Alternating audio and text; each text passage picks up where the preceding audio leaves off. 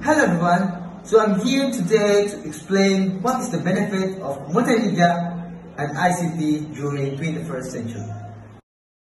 Before that, what is multimedia?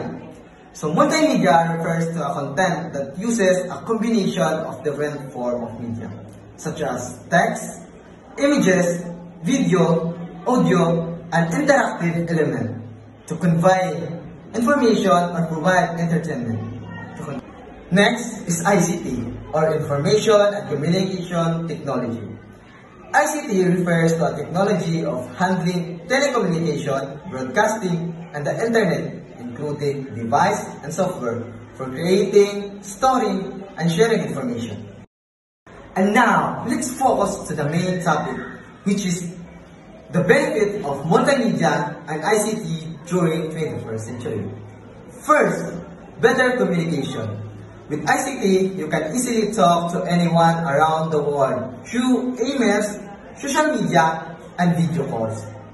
Second, access to information. The internet gives us quick access to tons of information, helping with education and research. Third, education and learning.